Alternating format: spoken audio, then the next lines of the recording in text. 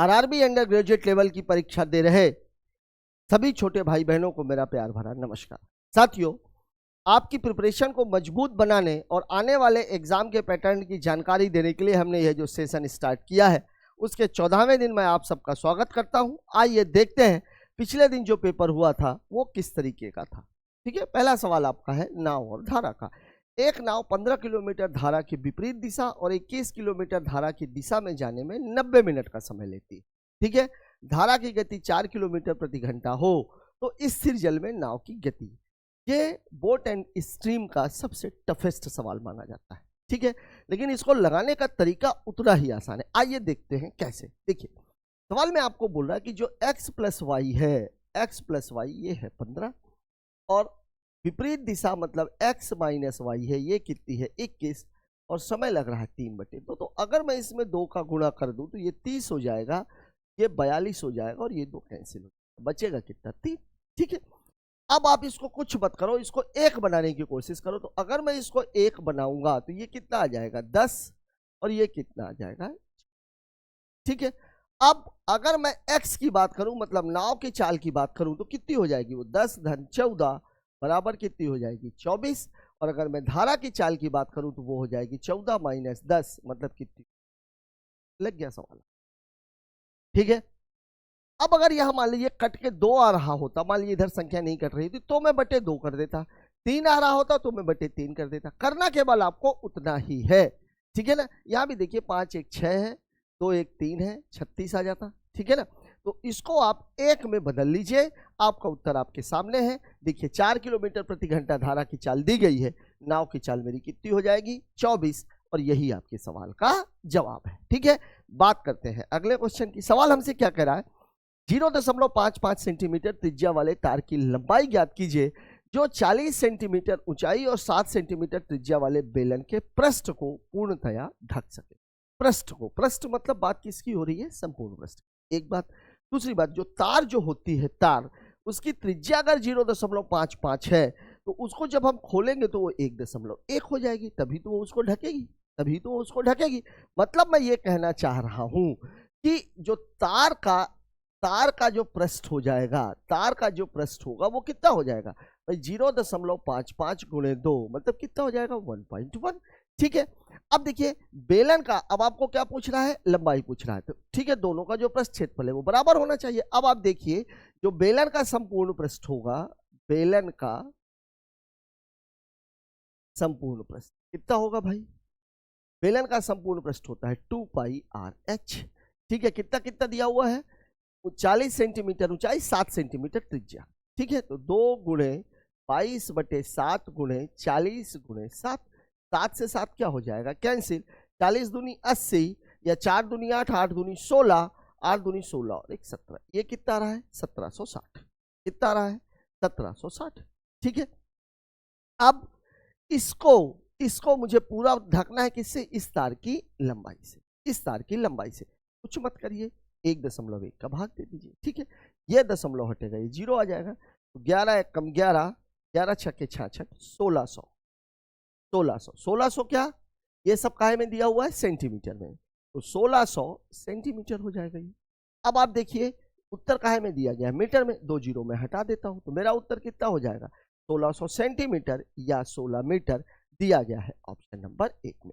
बस ये बात आपको समझनी है कि जो तार की जो क्या दी गई है ये त्रिज्या, तो जो तार का जो व्यास होगा वही उसका पृष्ठ हो। ठीक है ना, ये बात समझनी थी। बात करते हैं अगले क्वेश्चन की। अगला सवाल हमको बोला एक आदमी ने 10% साधारण ब्याज की दर से 300 रुपए उधार लिए, एक वर्ष के अंत में उसने 60 रुपए का भुगतान कर दिया। ठीक है, दूसरे वर्ष के अंत में अपना उधार चुकाने के लिए उसे कुल कितना भुगतान करना होगा। ठीक है, अब आप देखो 300 रुपए का अगर उसने लिया है 300 रुपया, ठीक है, R इंटू टी मतलब ब्याज कितना हो जाएगा, पहले वर्ष में जो ब्याज होगा, फर्स्ट में जो SI होगा, चलिए मैं इसको अलग से लिख देता हूं, फर्स्ट ईयर का जो SI होगा वो कितना हो जाएगा 30। ठीक है, अब मूलधन कितना था 30 था, 300 था, तो 300 में से उस बंदे ने कितना चुका दिया 60, मतलब कितना हो गया ये 240। अभी भी 240 रुपए बचा हुआ है, तो जो दूसरे साल का ब्याज है 240 का वो कितना हो जाएगा। ठीक है, अब 30 रुपया यहाँ का, 24 रुपया यहाँ का, और 300 तो उसके पास था ही। बात समझ में आ रही है? देखिए 300 रुपए थे, 60 रुपए बंदे ने चुका दिए, कितने हो गए? 240 रुपए। अब इस 240 का ब्याज लगेगा तो कितना लगेगा? कितना लगेगा? 24 रुपए लगेगा। और यहां पर उसको जो है क्या बोलते हैं, ये 30 रुपए तो उसके ब्याज के पहले साल के हो जाएंगे और 24 रुपए उसके ब्याज के कब के हो जाएंगे? दूसरे साल के हो जाएंगे। तो तो तो देखिए 30 और 24 ये कितना हो गया? 54। और मूलधन उसका कितना है? 240। कितना होना चाहिए? 294। दिया है क्या? ये दिया हो। देखिए बात को समझिए जरा सा। 300 रुपए बंदे ने उधार लिए, पहले साल ब्याज के रूप में उसको 30 रुपया, तो पहले साल का ब्याज तो 30 हो गया, लेकिन बंदे ने 60 चुका दिए, तो वो मूलधन से कम हो गए। अब उसका मूलधन कितना बचा है? 240। तो पहले साल का ब्याज 30 रुपए उसको देना है, 240 का ब्याज 24 रुपए उसको देना, और 240 उसको मूलधन का देना है। ठीक है, इसमें एक गलती होने की संभावना है, इसको यहां से मत घटा दीजिएगा। यहां से ये जो 60 रुपए जो भुगतान किया है, 60 रुपए जो उसने भुगतान किया है, ये मूलधन से कम होंगे, ब्याज से नहीं, क्योंकि 2 साल के अंत में उसको पूरा पैसा चुकाना है। ठीक है, तो पहले साल का ब्याज 30, दूसरे साल का ब्याज 24, 54 और 240 रुपए मूलधन के, मतलब टोटल कितना हो जाएगा? 294 रुपये। बात करते हैं अगले क्वेश्चन की।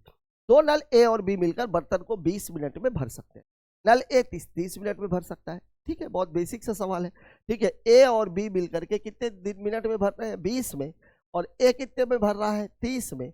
और बी का अकेला पूछा जा रहा है, कोई मामला ही नहीं है। ठीक है ना, 20 और 30 का एलसीएम कितना होता है? 60। मतलब इसकी इफिशियंसी 3, इसकी 2, तो इसकी इफिशियंसी कितनी हो जाएगी? 1। तो 1 हो जाएगी, तो 60/1, मतलब उत्तर कितना आ जाएगा आपका? 60। मतलब जो दूसरा वाला है वो कितने मिनट में भरेगा? 60 मिनट में भरेगा। ठीक है, बात कर लेते हैं अगले क्वेश्चन की। अगला क्वेश्चन हमसे क्या कह रहा है? ए, बी और सी ने क्रमशः 4800 रुपए, 10,800 रुपए और 14,400 रुपए का निवेश करके एक व्यवसाय शुरू किया। ठीक है, ए को एक कार्यकारी भागीदार के रूप में लाभ का 1/5वां हिस्सा, यहाँ ध्यान दीजिएगा, टोटल लाभ जो हुआ था अगर उसको मैं 100% मान करके चलूं तो 1/5वां हिस्सा मतलब 20% तो उसको अलग से मिलेगा ही। जो बचेगा वो बचेगा कितना? 80%। वो बटेगा किस आधार पर? जिस आधार पर निवेश हुआ है।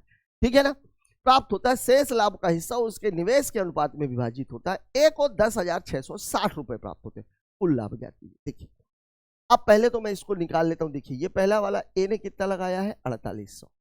बी ने कितना लगाया भाई? बी ने लगाया हुआ है 10,800। और सी ने कितना लगाया है? सी ने लगाया है 14,400। ठीक है, 2 जीरो इसके, 2 जीरो इसके, 2 जीरो इसके, 4 से कटेगा क्या?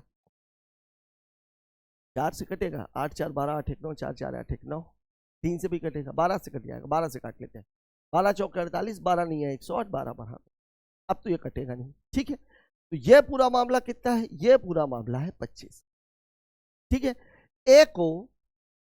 ए को 20% तो मिल ही चुका है, तो शेष कितना बचा? उस शेष जो लाभ बचा हुआ है वो कितना बचा हुआ है? 80%। और ये जो 25 है, 25 टोटल है, ये मिलेगा 80%। ठीक है, मतलब आप ये कह सकते हो कि 5 25, 5 की वैल्यू 16%, या 1 की वैल्यू कितनी हो जाएगी? 5 तिहाई 15, 5 दूनी ये हो जाएगी। अब ए का मामला कितने का है? 4 का, तो 4 की वैल्यू कितनी हो जाएगी? ए की बात हो रही है, ए की, तो 4 गुणे 3.2, मतलब ये प्रतिशत का चल रहा है अभी, प्रतिशत का, तो 4 दूनी 8, 4 तिहाई 12, 12.8%, और उसको 20% पहले ही मिल चुका है, मतलब बंदे को मिला है 32.8। ये कहानी। अब ये जो वैल्यू आपको दी गई है 10,660, ये 32.8 की है। पूछ रहा है कुल लाभ, मतलब बात हो रही है 100% की। ठीक है, मतलब 32.8% बराबर कितना है? बराबर है 10,660 रुपये। ठीक है, ये दशमलव हटा देंगे, इधर चला जाएगा, आपको 100% की वैल्यू निकालनी है। काट लेते हैं, काय से कटेगा? 8 से तो कट ही रहा है, 8 चौके 32, 8 एक कम 8, 8 एक कम 8, 8 तिया 24, 8 तिया 24, 8 सते 56, 8 पंचे 40। ठीक है, अब ये कटेगा क्या? 41 से, 3 एक कम 3, 3 चौके 12, 3 आ जाएगा, 123, 10 आ जाएगा, 107, 107, 41 दूनी 82, काटा तो ठीक है ना मैंने? 4 4 अठे, कहाँ से काटा है मैंने? 8 से, 8 चौके 32, 8 एक कम 8। ठीक है, 8 एकम 8, 2, 8 तिया 24, 2, 8 तिया 24, 2, 2, 20 आएगा, 20, तो 8 दूनी 16, 8 25, यही तो मैं सोचूं। तो अब कितना आ जाएगा ये देखिए, 3 गया 123, 10 बचा 82, 82, 82, 20 बचेगा, 5 बार जाएगा, 5 बार, ठीक है ना। मतलब एक की वैल्यू कितनी है 325, तो 100 की वैल्यू कितनी हो जाएगी 32,500। लग गया सवाल, ये आपका सवाल, ठीक है। बस ये बात आपको याद रखनी है कि ये जो 20% है 1/5 जो उसको मिल रहा है, ये पहले ही अलग हो जाएगा, उसको आप बाद में कैलकुलेट करने की कोशिश मत कर लो, उसको पहले ही अलग कर लो। तो 1/5 मतलब 20% तो चला ही गया, जो बचेगा 80% वो सब में बटेगा, और किस अनुपात में बटेगा, जिस अनुपात में उन्होंने निवेश किया हुआ है, ठीक है। बात करते हैं अगले क्वेश्चन की, ये देख लीजिए।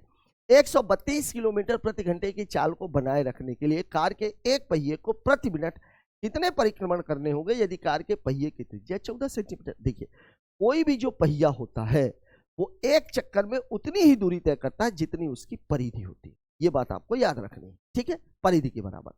अब चूंकि चक्करों की संख्या आपसे पूछी जा रही है, चक्करों की संख्या आपसे पूछी जा रही है, प्रति मिनट कितने परिक्रमण करने होंगे 132 किलोमीटर प्रति घंटे की चाल के लिए, ठीक है। तो अब आपका देखिए 132 किलोमीटर के हिसाब से देखिए, ये किस में दिया हुआ है सेंटीमीटर में, तो 132 किलोमीटर में क्या होगा 1000 मीटर, और क्या होगा 100 सेंटीमीटर, 100 सेंटीमीटर प्रति घंटे है, और आपको चाहिए कितना 1 मिनट में, तो बटे कितना हो जाएगा 60।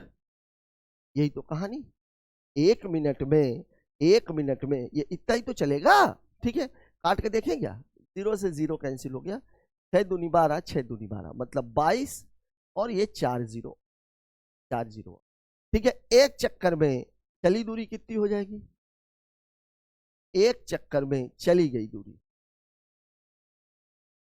कितनी हो जाएगी भाई, इसकी जो परिधि है बराबर क्या हो जाएगा परिधि, और परिधि कितनी हो जाएगी 22/2 पाई, 2 पाई आर, 2 पाई आर, तो 2 गुणे 22/7 गुणे 14, 7 दूनी 14, 2 दूनी 4, ये कितनी हो जाएगी 88।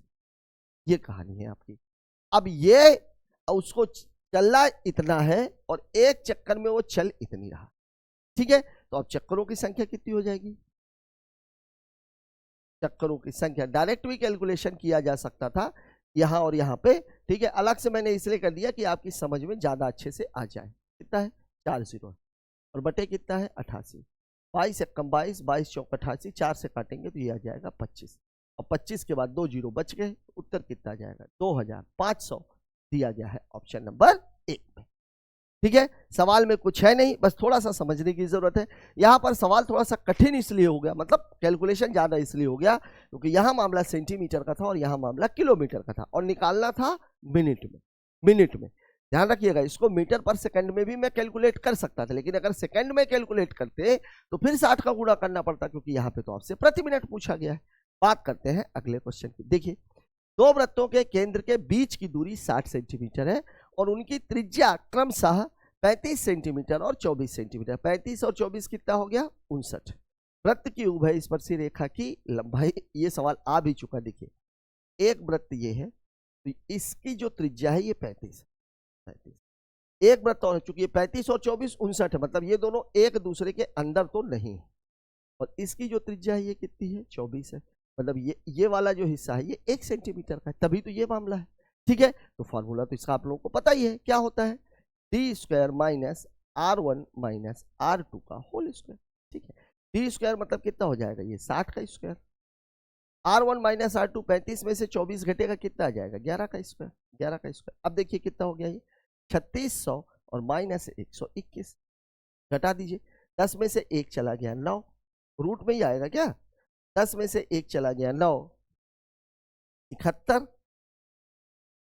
71 गुणे, इसको आप a plus B a into B भी कर सकते थे, ठीक है। तो कितना आ जाता है ये 71 और गुणे 50 और ये 49 आ जाता है, 49 से कम 49, 49 सत्ते 7 नहीं है 63, 7 चौक 28 और 6 34, तो ये 9, ये 7, ये 4 और ये 3, कटेगा तो है नहीं, यही आएगा उत्तर।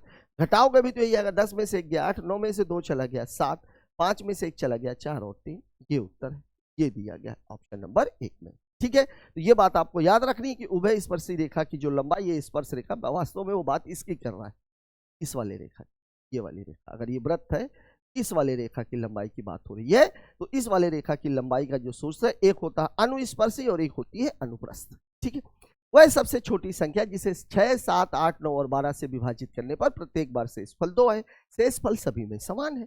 एलसीएम निकालना है और 2 जोड़ देना है। ठीक है ना, तो किसका किसका एलसीएम निकालना है भाई? 6, 7, 8, 9 और 12। ठीक है, 6 तो इसके अंदर ऑलरेडी, ये कितना है? 2 गुणे 2 गुणे 3। ठीक है, 8 बनाना है तो 1 2 और चाहिए, 9 बनाना है तो 1 3 और चाहिए, और सबसे बड़ी बात 7 और चाहिए। तो इस 12 में 7 दूनी 14 तिया 42, तो 12 गुणे 42, 12 दूनी 24, 12 चौके 48 और 2 504। अब जब शेष समान होता है तो क्या होता है? एलसीएम प्लस समान शेष, एलसीएम प्लस समान शेष, मतलब 504 तो आपका एलसीएम है, 2 शेष चाहिए, मतलब उत्तर कितना हो जाएगा? 506। कहां दिया गया है? ऑप्शन नंबर 4 में, ऑप्शन नंबर 4 में। सवाल एलसीएम एचसीएफ का बेसिक क्वेश्चन है। बात करते हैं अगले क्वेश्चन। 640 का 45% प्लस 450 का 64% बराबर 1440 का, परसेंट नहीं लगा हुआ। देखिए कितना बढ़िया डाटा दिया है, 64, 45, 450 और 64, मतलब दोनों में ही डाटा सेम है। और अगर परसेंट लगा हुआ है तो 0 0 तो कैंसिल ही हो जाएंगे, 10 बचेगा, 10 को मैं उधर ले जाता हूँ। ठीक है ना, दोनों में ही 10 कॉमन है, तो क्या हो जाएगा? ये 14,400। देखिए मैं ऐसे ही लगा दे रहा हूँ सवाल को, 14,400 पहले मैं ऐसे ही लगा देता हूँ। देखिए 45 है, 45 को अगर मैं 4 दे दूं तो ये कितना हो जाएगा? 45 दूनी 90, 90 दूनी 180, 18, 18 चौक 72, 18 छक्का 108 और 7 115, 11,520, यही तो आएगा 11,520। ठीक है, इस 10 को भी मैं यही कट कर देता हूं ना, इसको मैं 1152 बना देता हूं, ये ले लीजिए। ठीक है, अब 1440 में मैं किसका गुणा करूं कि ये मामला आ जाए? तो अब आप काट लीजिए, ये कितना हो जाएगा? 720। ठीक है, 720 अब किससे कटेगा? 4 से, 4 दूनी 8, 4 8 32, 4 8 32, और ये 4 तिहाई 4, 4 एक कम 4, 4 8 32, 180। फिर 4 से काटेंगे तो 4 7 28, 4 दूनी 4 चौके 16, 4 पंचे 20, 9 8 72, 9 पन्ना 45, 5/8 कितना हो जाएगा? 8/5 कितना हो जाएगा? ये देखिए 2 का गुणा गड़बड़ हो गया। देखिए सवाल में आपको बोल रहा है 640 गुणे 45% और प्लस 450 गुणे 64% बराबर है 1440 और गुणे, ये कहानी उल्टा कर दिया मैंने एक्चुअली।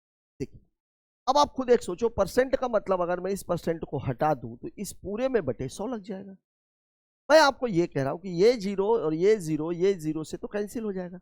अब इस 64 में, ये 45 है, इस 45 और 64 में अगर मैं इसमें से 8 दे दूं, ये यही गड़बड़ हो गई थी, 8 का गुणा होना था, 8 गुणे 8 गुणे 45, ये जो 2 का गुणा था मैंने गलत कर दिया, यही है। और चूंकि यही संख्या 2 बार है तो 2 बार का और गुणा हो गया, यही तो कहानी है। तो अब आप खुद सोचिए कि 45 में अगर मैं 8 दूंगा तो 18 आएगा, 18 8 144, 18 8 144। ठीक है, और गुणे 2 बराबर कितना है? 1440, और गुणे कितना है? यही तो कहानी है ना, यही तो कहानी है ना। अगर और डिटेल में करना है तो अब आप देख लीजिए इतना, और यही तो है 8 गुणे 8 गुणे 45। ठीक है, तो 5 नमा 45, 5 दूनी 10, 2 चौके 8, ये लीजिए 8 चौके 32 और 9, तो 9 दूनी 18, 9 तिरिक 27 और 1 28, 288। अब 288 इधर है तो 288 उधर भी होगा। ठीक है, अब आप देख लीजिए कितना हो गया? 2 8 16, 2 8 16 1 17, 2 दूनी 4 1 5, और बटे कितना हो जाएगा? 1440। ये हटेगा तो दशमलव, काय से कटेगा? 12 से, 12 बढ़ा में 144, 12 चौके 48, 12 8 96, 12 चौके 48, 0.4 आपका उत्तर होना चाहिए। ये रहेगा, ये रहेगा आपका मामला। ठीक है, 0.4। ठीक, अपन ने क्या किया, चूंकि ये डाटा क्लियर था, यहां आप देखिए 5 को किसकी जरूरत होती है? 2 की। ठीक है, और यहां पे 45 पहले से था, 45 पहले से था। ठीक है, बात कर लेते हैं अगले क्वेश्चन। अगला सवाल मेरे से क्या कह रहा है, ये देख लीजिए। 2x + 3y = 14 है, xy = 8 है, 8x³ + 27y³। देखिए ये डाटा देखो आप, 2x है, 2x है तो 2 दूनी 4 दूनी 8, 3 त्रिकाई 9 त्रिक 27, मतलब a³ + b³ का मान पूछ रहा है। मतलब आपको जो दिया गया है, अगर आप इस सिंपल वर्डों में देखें कि a + b बराबर दिया गया है 14, a × b बराबर दिया गया है 8, और आपसे पूछा जा रहा है ए क्यूब प्लस बी क्यूब पर क्वेश्चन। अब फॉर्मूला क्या होता है भाई? फॉर्मूला तो ये है हमारा, ए प्लस बी क्यूब बराबर A cube plus B cube plus 3ab और ए प्लस बी, ये कहानी रहती है। अब a प्लस बी की वैल्यू 14 दिया है तो 14 की घाते 3 हो गया, a क्यूब बी क्यूब आपको निकालना ही है, ठीक है, और प्लस 3, ए बी की वैल्यू कितनी दे दिया है 8 और a प्लस बी की वैल्यू कितनी दे दिया है 14, ठीक है। अब देखिए 14 का कितना होता है, ये 14 का स्क्वायर कितना होता है, 14 का 196 और गुणे 14, तो 14 छंग 84, 14 नहीं है 126 और ये 14, तो ये 4 8 6 14 12 1 13 2744, ठीक है। तो ये हो गया 2744, यहां से आएगा तो कितना आ जाएगा, ये 14 3 42, 42 में 8 का गुणा तो 8 दूनी 16, 8 चौके 32 और 1 33, यही वैल्यू हो जाए, ये आपसे पूछ रहा है। तो 14 में से 6 चला गया 8,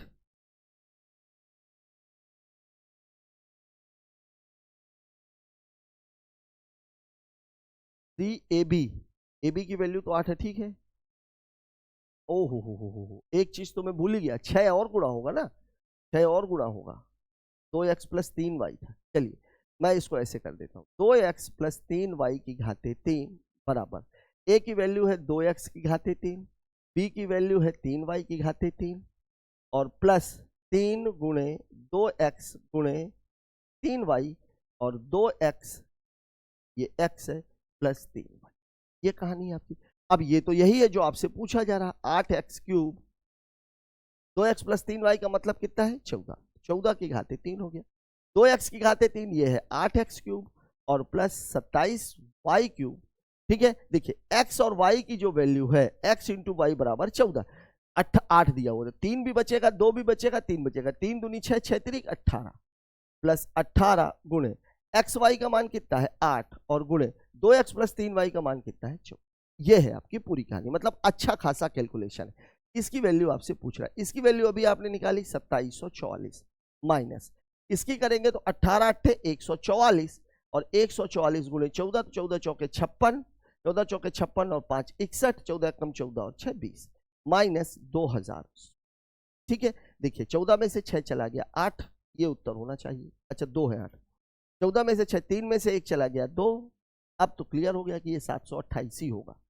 ठीक है ना। 3 में से 1 चला गया 2, 27 में से 20 जाएगा 7, 728 लग गया आपका सवाल। एक चीज यहां गड़बड़ थी 2x और 3y, ठीक है ना, अगर इसको आप केवल x y ले लोगे तो आपका मामला 6 गड़बड़ हो जाएगा। ये देखिए वह दो संख्याएं ज्ञात कीजिए जिनका मध्यानुपाती 8 हो और तीसरा अनुपात कितना हो 64। देखिए मध्यानुपाती का फॉर्मूला क्या होता है, रूट ए बी, और इसकी वैल्यू दे रहा है 8, मतलब a गुणे बी बराबर, एक बात तो पक्की है कि 8 का स्क्वायर हो जाएगा 64, ठीक है।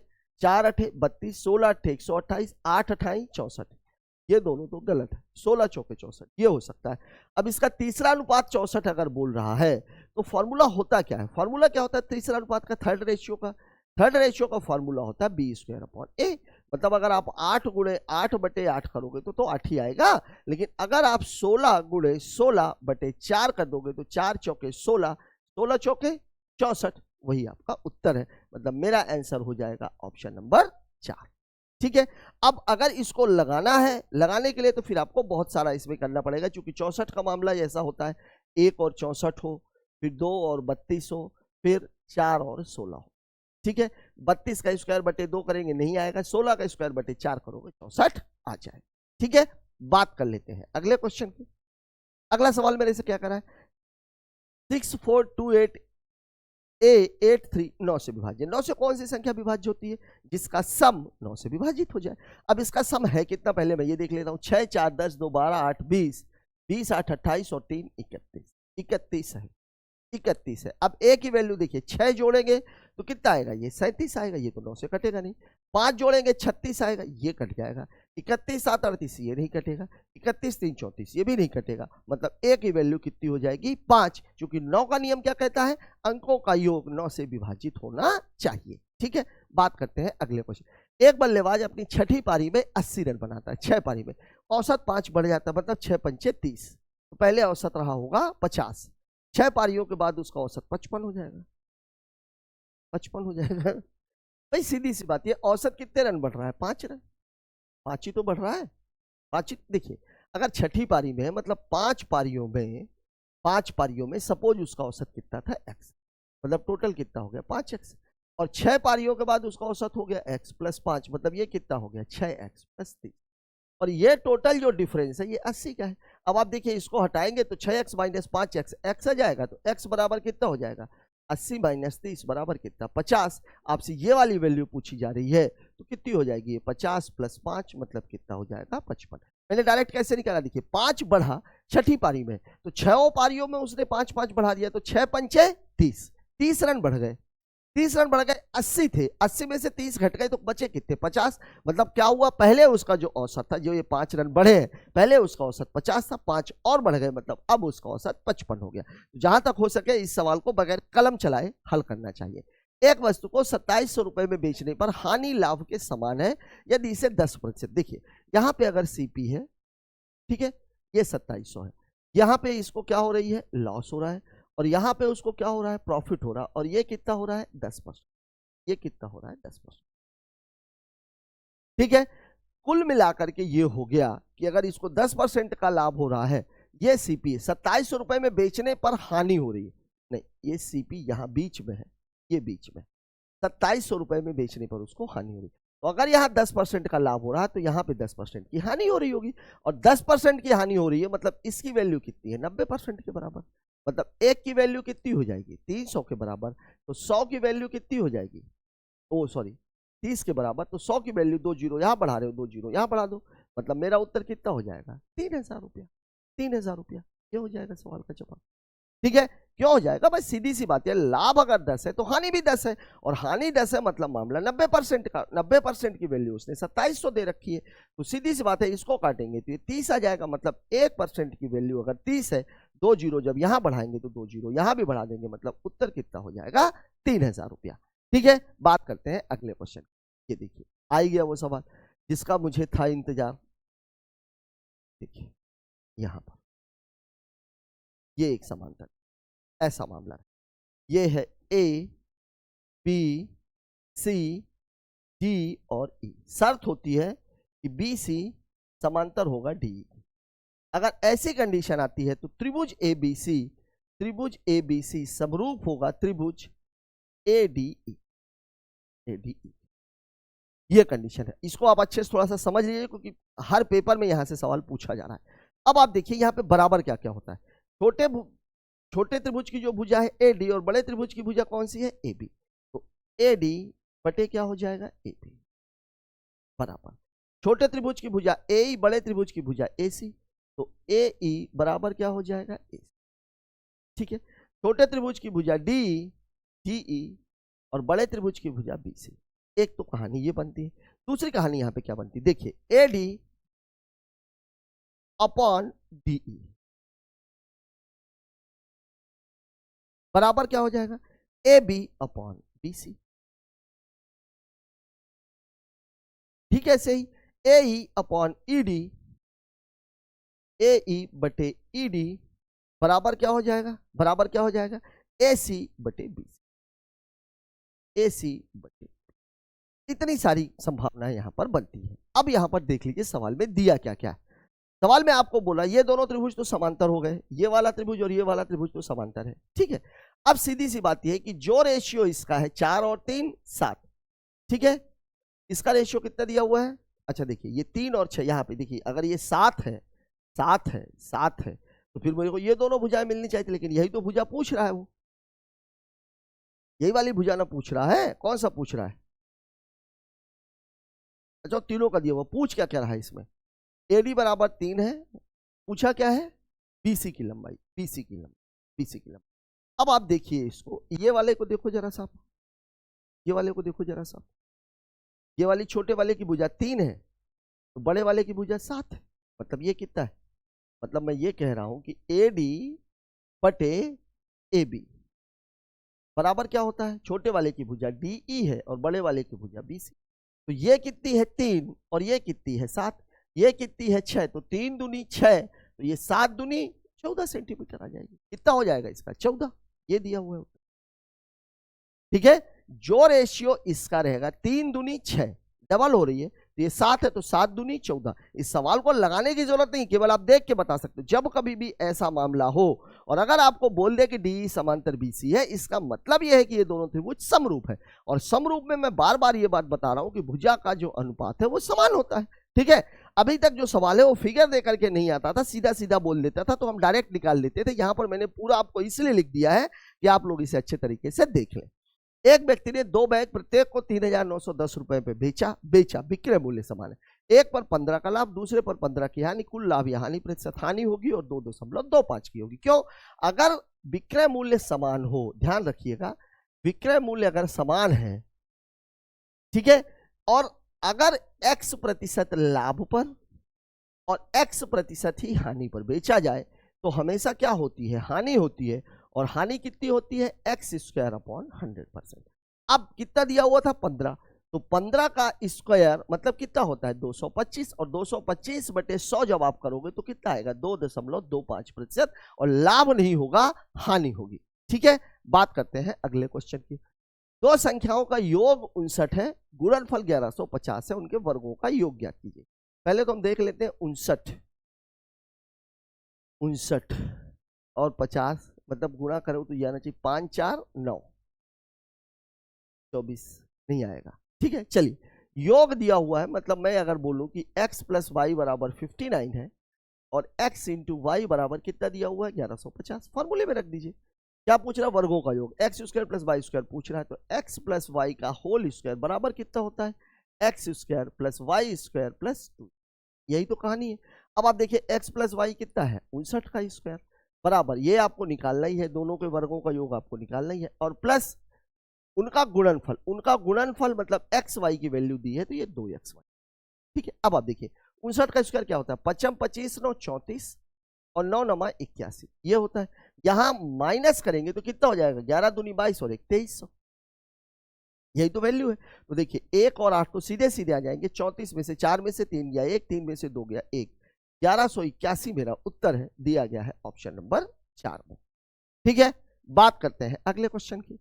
ए ट्रेन और बी ट्रेन एक प्लेटफॉर्म को क्रमशः 24 सेकंड और 20 सेकंड में पार करती है और दोनों ट्रेनों की लंबाई समान है। चाल का अनुपात, मैं बार बार ये बात बोल रहा हूं कि टाइम डिस्टेंस एंड स्पीड में 80% सवाल केवल एक जगह से पूछे जाते हैं कि दूरी समान है, चाल और समय का मामला होता है। ठीक है ना?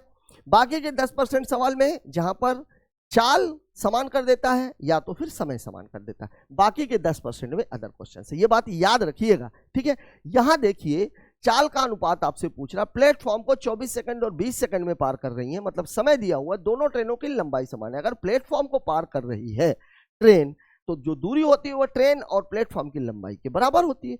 अब यहां पर अगर दोनों ट्रेनों की लंबाई समान है मतलब दूरी क्या हो गई? समान हो गई। तो जब दूरी समान हो गई तो चाल और समय का अनुपात अपोजिट होगा, और समय का अनुपात ए और बी का जो दिया गया है, टाइम का रेशियो ये दिया गया है 24 और 20 का, मतलब मैं कह सकता हूं कि ये 6 और 5 का मामला है। तो स्पीड का रेशियो क्या हो जाएगा? 5:6। बस इतना सा सवाल है आपका, 5:6 ये दिया हुआ है। ठीक है, उनकी चाल का अनुपात क्यों? अच्छा हाँ, यहाँ देखिए 6:5 भी बच्चे करके आएंगे, ये गलती बिल्कुल मत करना। दूरी अगर समान है तो चाल और समय का अनुपात अपोजिट होता है, क्योंकि चाल का अनुपात कितना है? 6:5 है, इसलिए समय का 5:6 हो जाएगा। एक बॉक्स में 1 रुपए, 2 रुपए और 5 रुपए के सिक्कों की बराबर संख्या विद्यमान है, कुल धनराशि क्या होती है? देखिए सिक्कों के मामले में एक बात हमेशा ध्यान रखिएगा, कुल रुपए बराबर होते हैं, कुल रुपए बराबर होते हैं एक सिक्के का मान, एक सिक्के का मान और गुणे संख्या। अब देखिए एक सिक्के का मान आपको दिया हुआ है, 1 रुपया दिया है, 2 रुपया दिया है और 5 रुपया। संख्या इनकी बराबर दे रहा है, ये है, ये हो गया मान और ये हो गई संख्या। अब देखिए रुपए कितने बनेंगे? रुपए कितने बनेंगे? अब इनका गुणा कर दीजिए, तो ये 1 रुपया बनेगा, ये 2 रुपया बनेगा, ये 5 रुपया, और ये तीनों मिला करके किसके बराबर है? 184 के बराबर। तो 5 2 7 और 1 8, 8 की वैल्यू अगर 184 है तो 8 कम 8, 8 दूनी 16, 8 तिया 24, तो 1 की वैल्यू 23 और ये तीनों ही जो है बराबर है, मतलब तीनों की संख्या 23 23 होगी, 23 23। ठीक है, आपसे किसी का भी पूछा जा रहा प्रत्येक प्रकार के कुल कितने सिक्के हैं? 23 23। ठीक है ना? बात करते हैं अगले क्वेश्चन की। एक धनराशि 2 वर्षों के लिए 16% वार्षिक ब्याज की दर से 3,364 रुपए हो जाती है। 16%। 2 वर्ष चक्रवृद्धि ब्याज, ठीक है, हो जाती है। मतलब क्या बात कर रहा है, अमाउंट की बात कर रहा है, मिश्र धन की। जब मिश्र धन की बात करता है तो सीधे 100 से 16 और स्क्वायर या क्यूब लगा दीजिए, जो आपसे पूछा जा रहा है। देखिए मामला क्या है, 100 से कितना हो रहा है, ये 116, ठीक है। अब अगर ये डाटा बड़ा हो, 3364 रुपए बड़ा होता तो मैं सीधे 116 का स्क्वायर निकालता और जीरो बढ़ा देता, लेकिन यहां पर ये डाटा छोटा है, तो छोटा है तो मैं इसको काट लेता हूं, तो ये कितना हो जाएगा 20, तो ये कितना हो जाएगा 29। अब इसका स्क्वायर है, चूंकि 2 साल का मामला है, 2 साल का मामला है, तो 20 का स्क्वायर कितना होता है 400, और 29 का स्क्वायर कितना होता है 841, और इसकी वैल्यू वो दे रहा है 3314। 4 से कटेगा क्या, कट ही रहा है, 4 एक कम 4, 4 चौके 16, मतलब एक की वैल्यू कितनी है 4, बस आप 4 का गुणा मार दीजिए, तो उत्तर कितना आ जाएगा 1600 रुपये।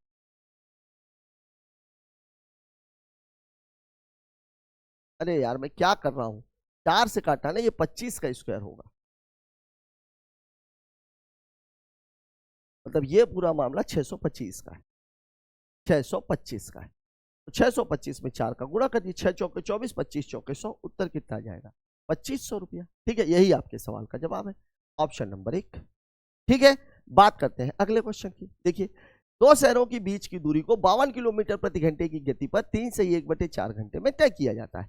यदि गति 65 किलोमीटर तक बढ़ जाए तो कितना समय बचेगा। देख लीजिए, फिर वही सवाल, डिस्टेंस समान है, टाइम और स्पीड का रेशियो एक दूसरे का अपोजिट, क्योंकि एक ही शहर में दूसरे शहर जा रही है लोग। तो अब यहाँ देखिए, चाल का जो रेशियो ये कितना दिया हुआ है 52 दिया हुआ है, और कितना दिया हुआ है 65, ये चाल का दिया हुआ है, स्पीड का तो किससे कटेगा 4 और 5 से।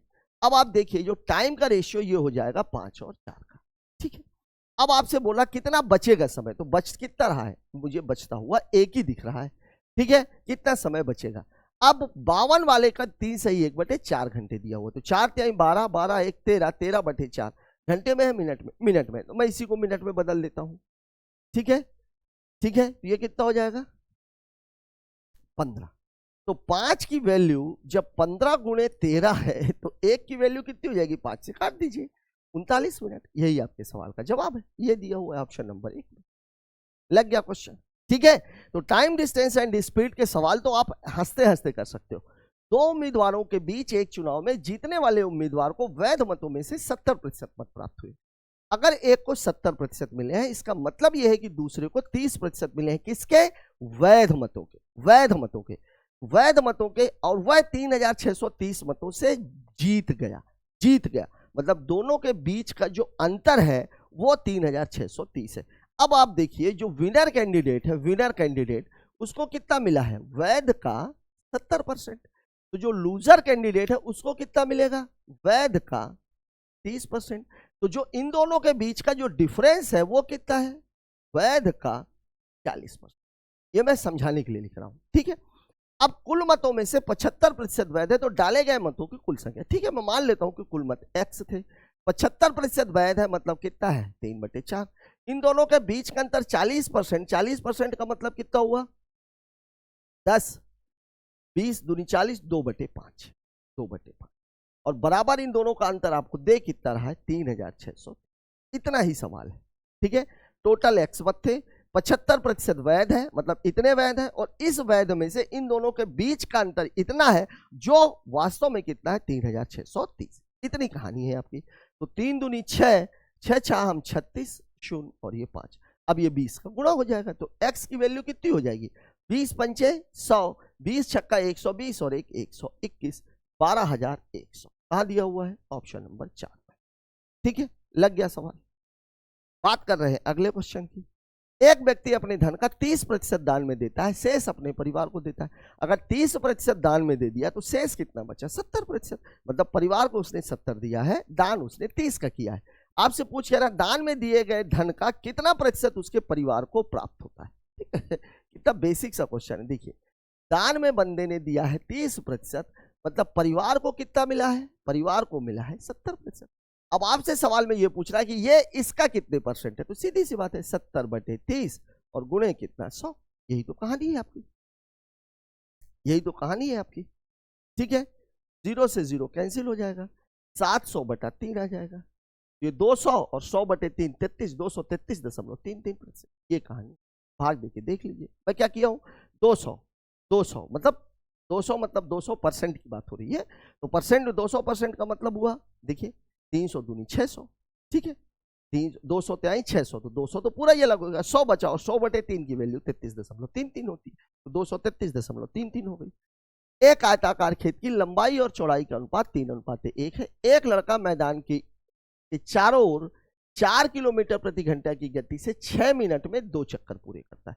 तो 6 मिनट में 2 चक्कर पूरे करता है, मतलब एक चक्कर 3 मिनट में। और जो वो एक चक्कर लगा रहा है वो कैसे लगा रहा है, मैदान के चारों ओर, मतलब बात हो रही है परिमाप की, बात हो रही है परिमाप की। तो परिमाप बराबर यहाँ पे आपका क्या निकलेगा, परिमाप बराबर क्या निकलेगा भाई, परिमाप बराबर काहे में दिया गया, चलो अब काहे में दिया गया, 4 किलोमीटर प्रति घंटा, तो 4 किलोमीटर प्रति घंटा है और 3 मिनट में लगा रहा है, तो किलोमीटर को मैं मीटर में बदल देता हूं, ये हो गया, ठीक है। तो 4000 मीटर वो दौड़ रहा है 60 मिनट में, तो 3 मिनट में कितना दौड़ेगा, तो बटे कितना हो जाएगा 20, ये तो कहानी है। तो 4 पंचे 20, 5 दूनी 10, 200 में, तो परिमाप इसकी 200 है। और परिमाप होती कितनी है, 2l + b बराबर कितनी है 200, मतलब l और b कितनी है 100, और l भी मुझे दिख कितनी रही है 3 और 1 बराबर कितना है ये, तो 4 बराबर कितनी हो जाएगी 100, मतलब 1 बराबर कितनी हो जाएगी 25। अब आपसे पूछ रहा है क्षेत्रफल, अगर ये 25 है मतलब लंबाई कितनी है 75 और ये कितना है 25, और क्षेत्रफल बराबर क्या होता है l × b, यही तो क्षेत्रफल है। तो क्षेत्रफल बराबर जब ये होता है तो 75 × 25 का गुणा मार दीजिए, 25 पंचे 125, 25 सत्ते 175 और 12 187, 1875 उत्तर होना चाहिए, ये दिया गया है ऑप्शन नंबर 3। ठीक है, सवाल में कुछ है ही नहीं, सवाल में बेसिक चीज आपको यहां पर समझने की जरूरत है।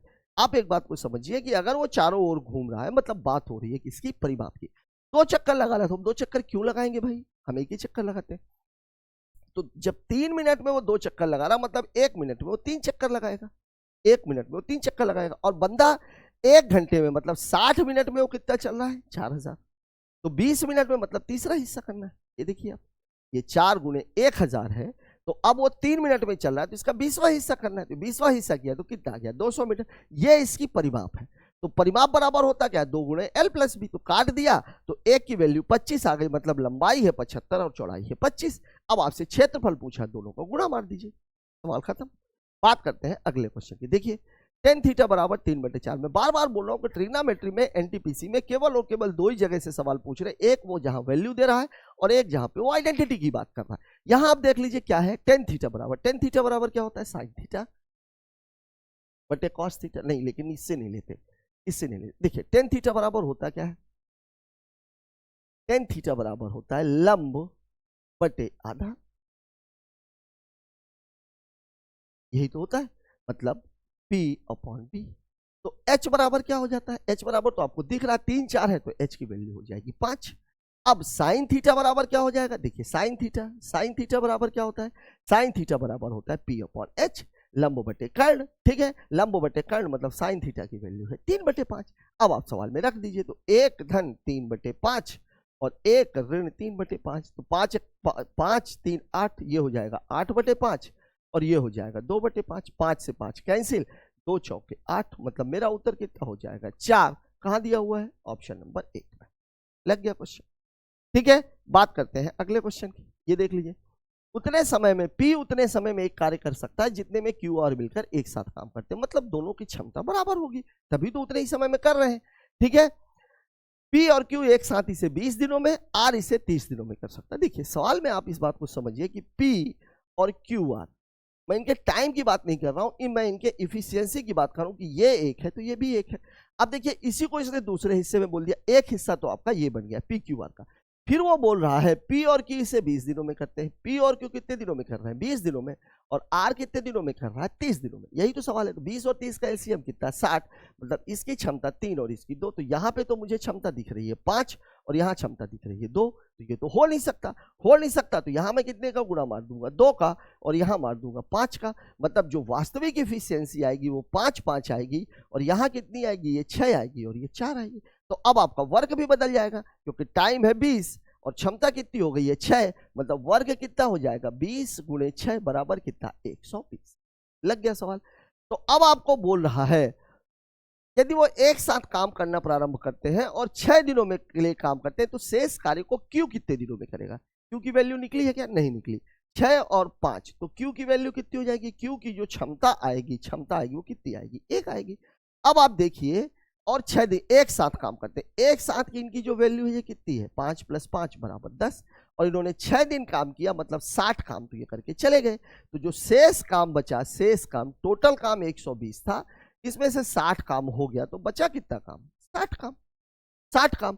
अब इसको कराना किससे है? क्यू से कराना है। तो क्यू की क्षमता तो 1 है, तो क्यू की क्षमता 1 है, मतलब कितने दिनों में काम होगा? 60 दिनों में दिया गया है ऑप्शन नंबर 3। ठीक है, यहां पर ये बैलेंसिंग ऑफ इफिशियंसी का क्वेश्चन है। जब कभी भी इस तरह का सवाल आए तो एक तरफ उसमें दी रहती है क्षमता, कई बार ऐसा भी बोल देता है पी की क्षमता क्यू की क्षमता से 2/3 गुनी है, तो मैं यहाँ क्या करता, इसको 2 ले लेता और इसको 3 ले लेता। पी की क्षमता क्यू और क्षमता की 2/3 गुनी, इसको 2 ले लेता, इसको 3 ले लेता, यहाँ दिन दे देता, यहाँ दिन दे देता, तो मेरे को इन दोनों की इफिशियंसी तो मिल ही जाती। तो पी क्यू आर की इफिशियंसी यहाँ मुझे दिख रही होती 5, यहाँ मुझे कुछ और दिख रही होती, तो मैं दोनों को बैलेंस कर देता। बस एक बात का अंतर आता है, वो अंतर ये आता है कि जो वर्क आपने वास्तव में निकाल रखा है वो वर्क कैंसिल हो जाता है। क्यों? क्योंकि क्षमता बदल जाती है, तो आपको वर्क भी बदलना पड़ेगा। ठीक है, बात कर लेते हैं अगले क्वेश्चन की। एक वस्तु का अंकित मूल्य 1280 रुपए है, दुकानदार 30% की छूट देने के बाद 12% लाभ पर बेचता है, तो वस्तु का क्रय मूल्य। मैंने आप लोगों को बताया कि अंकित मूल्य पर छूट के बाद का मूल्य और क्रय मूल्य पर लाभ और हानि के बाद का जो मूल्य है, ये दोनों हमेशा समान होते हैं। अब यहां पर जो छूट मिल रही है वो 30 की छूट मिल रही है, मतलब जो आपका मार्केट प्राइस है वो तो 70 हो गया, लाभ 12 का हो रहा है, मतलब जो आपका कास्ट प्राइस है 112 हो गया। मतलब अगर मैं बोलूं कि MP/CP कितना होगा भाई, तो आप बोलोगे कि 112:70 हो जाएगा। 16 और ये 10, 7 से काट दिया, 2 से काट देते हैं तो ये 8 और ये 5, ये इनका मामला है। मतलब अंकित मूल्य है 8, तो क्रय मूल्य कितना है? 5। अंकित मूल्य वो 1280 दे रहा है, मतलब इसकी वैल्यू 1280 रुपया है। तो एक की वैल्यू कितनी हो जाएगी? 8 है कम 8, 8 6 48, 160 जो आया है बस इसी को इसमें आप गुणा मार दीजिए, तो 16 पंचे 80, मतलब उसका जो क्रय मूल्य है वो 800 रुपए है। कहाँ दिया गया है? ऑप्शन नंबर 4 पे। ठीक है, लग गया क्वेश्चन। बात करते हैं अगले सवाल की। देखिए अगला सवाल क्या कह रहा है, दो संख्याओं का महत्तम समापवर्तक 29 है, लघुत्तम समापवर्तक के अन्य दो गुणनखंड 15 और 13 है, दोनों संख्याओं में से बड़ी कौन सी है? बड़ी कौन सी होगी? 29 × 15, यही तो हमारा बनता है। तो 15 नहीं है, 135 केवल इसी में आ रहा है, 435 उत्तर हो जाएगा। ठीक है, गुणा करके देख लीजिएगा, 435 है। भाई मैं आपको बार बार बता रहा हूं कि एलसीएम बराबर क्या होता है? एलसीएम बराबर होता है HCF × A × B, और जो संख्याएं होती हैं वो क्या होती है? एक होती है HCF × A और दूसरी होती है HCF × B। अब इसने HCF भी दे दिया, A भी दे दिया, B भी दे दिया, बड़ी वाली वैल्यू पूछ रहा, तो बड़ी वाली वैल्यू तो 15 है। ठीक है, गुणा मार दीजिए। बात करते हैं अगले क्वेश्चन। 10 व्यक्तियों के औसत वजन में 7.9 किलोग्राम की वृद्धि हो जाती है जब 20 किलोग्राम का आदमी चला जाता है, तो 7.9 × 10 79 और 20 99 किलोग्राम इसका उत्तर हो जाएगा। ये सवाल भी कई बार आ चुका। देखिए हमारा जो गया है भैया, हमको वो वापस चाहिए। ठीक है, और हमारा जो गया है वो कितना गया है? 20 किलोग्राम। ठीक है, तो 20 किलोग्राम तो मुझे चाहिए ही चाहिए, प्लस भैया वो 7.9 लेकर के आया, तो कितने लोगों का बढ़ा दिया? 10 लोगों का, मतलब 20 तो मेरा मिल ही गया, मुझे 7 में 79 और मिल गया, मतलब जो आया वो कितने का आया? 99 किलोग्राम वाला। उत्तर हो जाएगा ऑप्शन नंबर 3। ठीक है, बात करते हैं अगले क्वेश्चन की। देखिए एक काम को 18, बी समान काम को 15 दिनों में पूरा करता है। ए 12 दिन काम किया, ठीक है, फिर काम छोड़ दिया, बी अकेले से। जब कभी भी ऐसा सवाल आ जाए तो एक नजर इस बात पे जरूर मारिए कि डाटा कट तो नहीं रहा। देखिए ए काम कर रहा था 18 दिनों में, ए काम किया है 12 दिन, मतलब टोटल जो काम हुआ वो कितना हुआ? 12/18, 6 दूनी 12, 6 तिरिक 18, तो शेष कितना बचा? शेष बचा 1/3, 1/3। और एक काम अगर 15 दिनों में कर रहा है वो, तो 3 काम, मतलब 1/3 काम। ठीक है, तो 1/3 काम है तो 15 दिनों में करेगा, पूरा काम कर रहा, तो मतलब उत्तर कितना हो जाएगा? 5 दिन। अब अगर आप इसको ऐसे लगाना चाहो कि ए कर रहा है 18 दिनों में, बी कर रहा है 15 दिनों में, तो इनका जो एलसीएम है कितना हो जाएगा? 6 × 3 = 18, 6 × 5 = 30, 90। ये आपका टाइम हो गया। इफिशियंसी इसकी 5 हो जाएगी, इसकी 6 हो जाएगी। ठीक है, अब इसने कितने दिन काम कर दिया? इसने ए 12 दिनों करके चला गया, तो ये 12 × 5 = 60 हो गया। 60 काम, तो शेष कितना बचा? तो शेष काम बचा 90 - 60 बराबर कितना हो गया? 30। बी से कराना है तो बटे 6, मतलब उत्तर कितना हो जाएगा? 5। ठीक है, एक तरीका तो ये था। दूसरा तरीका ये था कि 18 दिनों में काम कर रहा है, 12 दिन काम किया, मतलब 2/3 काम करके वो चला गया, बचा काम कितना 1/3, और एक काम अगर 15 दिनों में हो रहा तो 1/3 काम 5 दिनों में हो। ठीक है, बात करते हैं अगले क्वेश्चन की। देखिए हो तो साथियों, इस क्वेश्चन के साथ ही हमारा आज का ये सेशन खत्म होता। काफी बढ़िया सेशन और काफी बढ़िया सवाल देखने के लिए मिले। और एक चीज मैं और आपको बता दूं, इससे भी बढ़िया सवाल अभी आगे आएंगे। तो अगर आपके कैलकुलेशन में आपको प्रॉब्लम है और साथ ही साथ अगर आप सवालों को पढ़ते हुए ये डिसाइड नहीं कर पाते हैं कि सवाल को डील कैसे करना है, तो निश्चित तौर पर आप मान करके चलिए कि आप मुश्किल में फंसने वाले हैं। तो लगे रहिए हमारे साथ, देखिए सवालों को देखने का नजरिया, वो वही हम आपको सिखा रहे हैं। मैं आपको मैथ सिखाने की बात नहीं कर रहा हूं, मैं केवल और केवल ये बोल रहा हूं कि आप केवल सवालों के नजरिए को, जो सवाल है उसको किस नजरिए से देखना, आप यहां पे आकर के ये सीखिए। ठीक है, अब इसमें एक चीज और आप मानकर चलिए, 3 से 4 क्वेश्चन आपको थोड़ा सा कैलकुलेटिव मिलेंगे, लेकिन 30 क्वेश्चन करने के लिए बहुत सारे सवाल आपको ऐसे भी मिलेंगे जो लेस देन 30 सेकेंड्स में आप अटेम्प्ट कर सकते हैं। ठीक है, मैं ये मान के चलो अगर 10 सवाल भी कैलकुलेटिव है, 20 सवालों को अगर आप 10 मिनट में कर रहे हो, 10 सवालों में अगर आप 20 मिनट भी लगा रहे हो, मतलब 30 सवाल बराबर 30 मिनट। तो 30 मैथ और 30 रीजनिंग के मिला करके अगर आप करोगे तो भी आप जो है 50 मिनट में बड़े आराम से बना सकते हो, और बाकी क्वेश्चनों के लिए आपके पास पर्याप्त टाइम बचेगा। तो लगे रहिए हमारे साथ, सीखते रहिए मैथ को देखने का तरीका। मिलते हैं कल एक और नए सेशन के साथ, तब तक के लिए जय हिंद।